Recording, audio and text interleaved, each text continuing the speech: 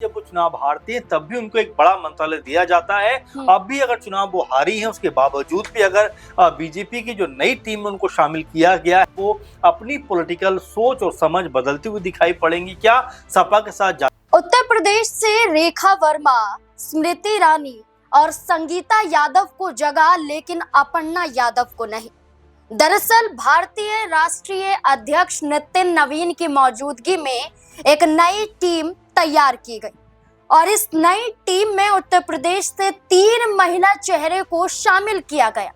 और इन 3 महिला चेहरों के अलावा पूरी लिस्ट की बात की जाए तो लगभग 10 से 12 महिलाओं को शामिल किया गया है, जिसके बाद ये कई बड़े सवाल खड़े हो रहे हैं कि आखिरकार बार बार अपर्णा यादव को दरकिनार क्यों किया जा रहा है। क्या सिर्फ 2027 के विधानसभा चुनाव में उनके नाम का इस्तेमाल किया जाएगा या टिकट भी दिया जाएगा या नहीं दिया जाएगा, इस पर भी सवाल है।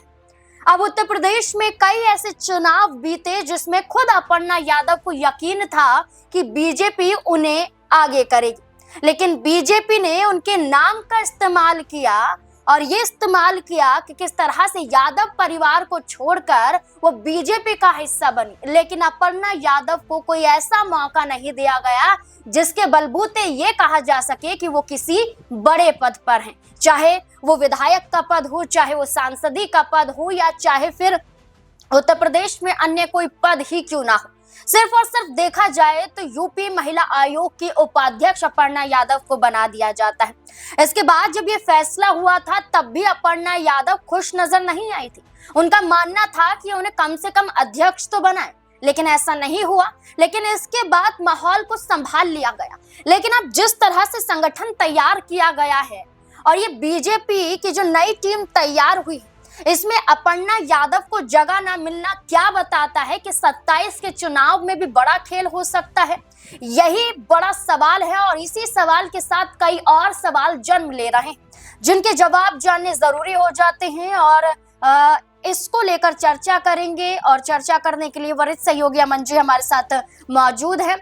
सर, नितिन नवीन की नई टीम को लेकर हम बीते दिनों भी चर्चा कर रहे थे कि कैसे किन किन चेहरों को शामिल किया है, जिसमें हमने वसुंधरा राजे का भी जिक्र किया था, स्मृति ईरानी का भी जिक्र किया था, लेकिन अब जिक्र सिर्फ हम उत्तर प्रदेश के लिहाज से ही करेंगे। अब उत्तर प्रदेश में देखा जाए तो 3 महिला चेहरे यहाँ सामने आए हैं, जिसमें रेखा वर्मा है, संगीता यादव है, स्मृति ईरानी है। इनको जगह, लेकिन अपर्णा यादव को क्यों नहीं? देखिए, बिल्कुल और जाहिर बात है क्योंकि ये लगभग अनुमान लगा रहे थे लोग कि अगर उत्तर प्रदेश के लिहाज से देखा जाएगा क्योंकि 27 में चुनाव भी है तो ऐसे में अपर्णा यादव को जरूर इस टीम में शामिल किया जाएगा। लेकिन जब नाम निकलकर यहाँ पर सामने आते हैं तो चूंकि लगभग 8 नाम हैं और इसमें से 3 महिला चेहरे दिखाई पड़ते हैं, तो ऐसे में अब अपर्णा यादव का नाम ना होना चर्चाओं में बनता हुआ दिखाई पड़ता है कि क्या बीजेपी को अब भी उनके ऊपर एतबार नहीं है, क्योंकि अमूमन देखा जा रहा है 4 से 5 साल उनको बीजेपी में शामिल हुए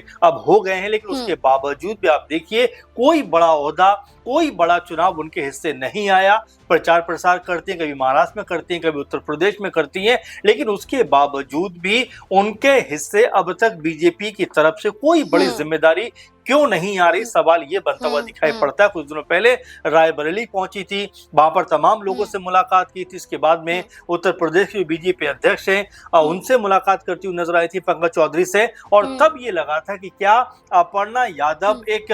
बड़ी भूमिका में दिखाई पड़ सकती है, क्या अपर्णा यादव के कांधों पर कोई बड़ी जिम्मेदारी बीजेपी यहाँ पर देती हुई दिखाई पड़ेगी। लेकिन आपने जिस तरह शुरुआत में कहा कि लगभग 65 लोगों की टीम नितिन नवीन जो अध्यक्ष उन्होंने बनाई है और इसमें अलग अलग ओहदे के लोग हैं, और यहाँ पर अगर महिलाओं की बात करें तो तकरीबन 12-13 महिला चेहरे भी दिखाई पड़ते हैं। उत्तर प्रदेश के लिहाज से सोचें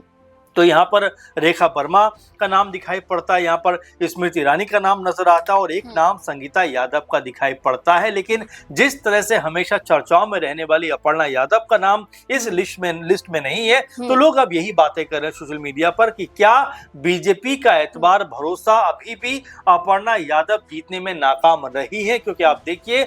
जिस तरीके से वो सपा छोड़कर बीजेपी में शामिल हुई थी और उस वक्त से अब तक उनके हिस्से हिस्से में कोई बड़ी जिम्मेदारी ऐसी नहीं आई है जिसको लेकर ये कहा जाए कि भाई वाकई में बीजेपी उनको बहुत गंभीरता से ले रही है या उनके हिस्से कोई जिम्मेदारी देने का प्लान कर रही है। अब यहाँ पर अगर देखें तो कई नाम यहाँ पर हैं,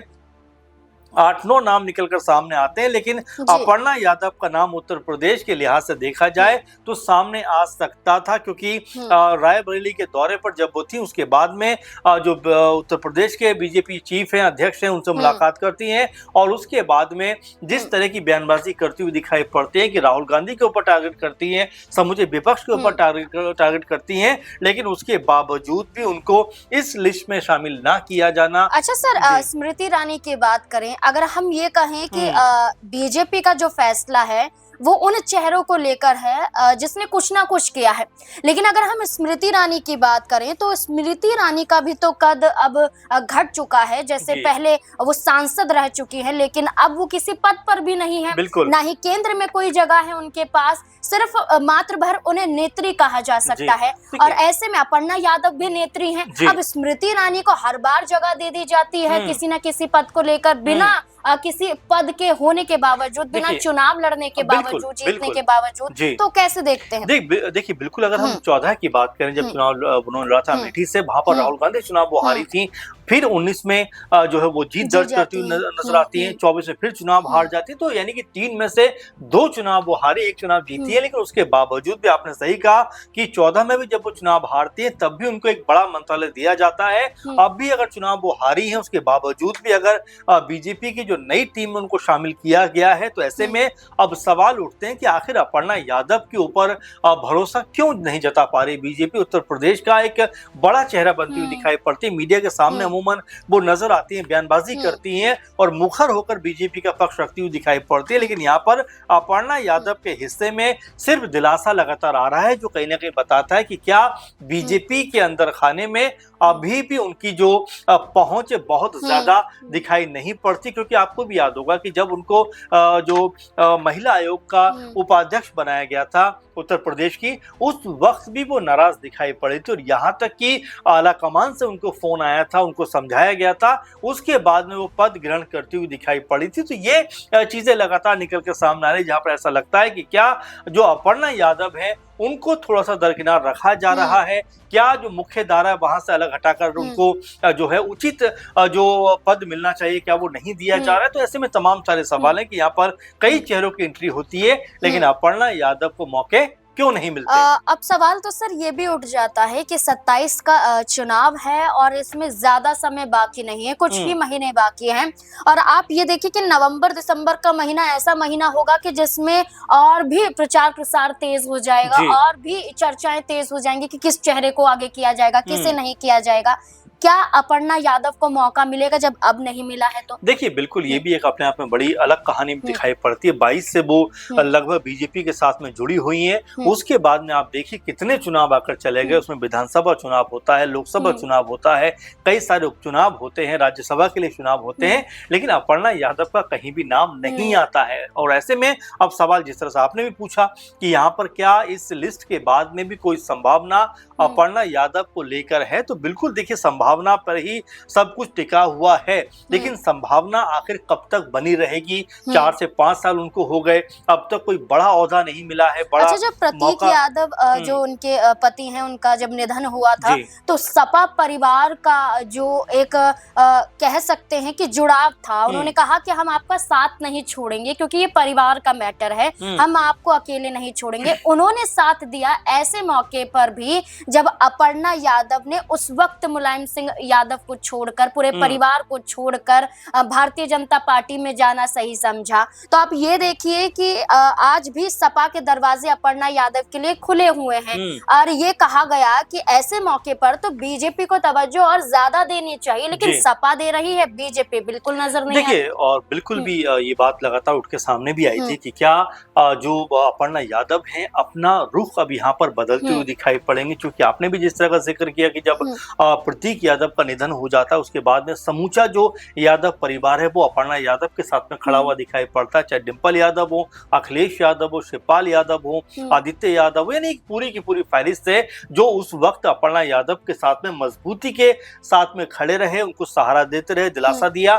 लेकिन बड़ा सवाल यही बनकर सामने आया कि क्या अब वो अपनी पॉलिटिकल सोच और समझ बदलती हुई दिखाई पड़ेंगी, क्या सपा के साथ जाती हुई नजर आएंगी। हालांकि इसको लेकर ओपी राजभर ने भी अपना बयान दिया था, लेकिन अब अगर हम अपर्णा यादव को देखें तो जिस तरीके से बीजेपी के लिए प्रचार प्रसार करती है, उनके जो है बयान हमेशा बीजेपी को सपोर्ट करने वाले रहते, तो इन तमाम चीजों को देखकर तो ऐसा लगता है कि वो फिलहाल बीजेपी के साथ ही चलेंगे। लेकिन इस टीम के बनाए जाने के बाद क्या उनका विचार यहाँ पर बदलता हुआ दिखाई पड़ सकता है, क्योंकि राजनीति है देखिए, और राजनीति में अभी भी खबर है कि कई जो लोग हैं जिनको पदों से हटाया गया है वो यहाँ पर नाराज चल रहे हैं और कुछ ने तो अपना इस्तीफा भी दिया है। तो मिला जुला कर देखा जा सकता है कि अपर्णा यादव को अगर इस टीम में शामिल नहीं किया गया तो उनका क्या रुख इसके ऊपर रहता है और वो क्या कुछ कहती हुई दिखाई पड़ती है। बिल्कुल यही नजर आएगा, क्योंकि जब टीम बनाई गई तो कुछ चेहरों को हटाया भी गया तो कुछ नए चेहरों को शामिल भी किया गया। लेकिन इसमें सिर्फ अगर हम